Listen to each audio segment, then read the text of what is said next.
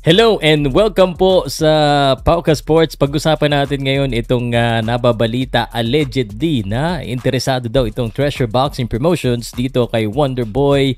At ang masasabi ko lang, sana po ay gawing inspirasyon ito ni John Riel Cuadro Alas Casimero. Bakit ka mo? Pag-uusapan natin niya. Kaya kung handa ka na, handa na ako.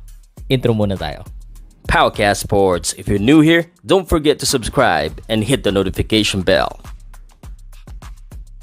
This content is presented by Arena Plus, Astigsa Sports.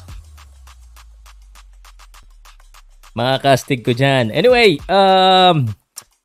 syempre, ang face of Treasure Boxing Promotions dito sa Pilipinas ay walang iba kundi si Cuadro Alas, John Riel Casimero. Siya yung pinakasikat na boksingero ng Treasure Boxing Promotions. At itong balita na ito ay siguro medyo gaya ng sinabi ko ng isang araw ko pa ito sinabi, paano kaya kung manager si Sean or matchmaker Sean tapos promoter TBP, paano kaya kung ngayon na mangyari? At sa tingin ko hindi malayo ngayong pati na sina Sir JM Siasat at mga ilan sa social media ay talagang nagpo-post tungkol dito. At hindi lang yan, kaya ginawa ko na rin itong video na ito kasi nung kanina may nakausap ako na very legit source regarding the Casimero training sa Amerika, no? Ngayon, tinanong ko na rin tungkol dito kay Wonderboy. Allegedly pala, no? According dito sa aking source na ay magpagbigay ng pangalan, no? Mahilig din sa politika.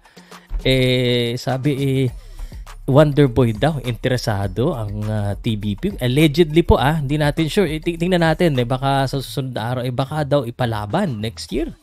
Hindi ko alam, baka first quarter next year may ipalaban itong si Wonderboy. At ito po ay napakaganda po para sa Treasure Boxing Promotions, lalo na naghahanap sila ng additional face ng TBP. Itong si Wonderboy talaga ang next, dahil sikat ito si Wonderboy. Kung iisipin mo sino ba yung mga sikat na boksingero ngayon dito sa Pilipinas, Casimero, Wonderboy, at yun nga, sabi ko baka posible pang maglaban, pero hindi muna ngayon.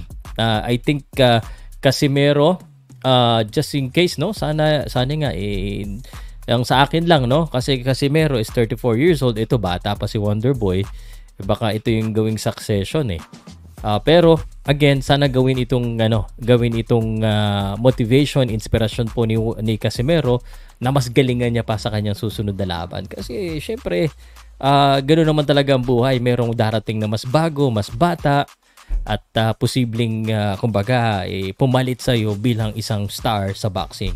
Yan nangyari kay Manny Pacquiao, may papalit sa kanya, nangyayari din niya kay Casimero. So sana gawin pong inspirasyon ni Casimero at ma-motivate siya na mas lalo niyang galingan. Yan lamang po, at yun nga, sinasabi ko na sa inyo, mukhang may katotohanan yata. Sa aking opinion, baka mapalaban yan. Abang-abangan na lang po natin ang balita. At let me know what you think dito po. Does it make sense for TBP to get Wonderboy to fight on their card? Let me know.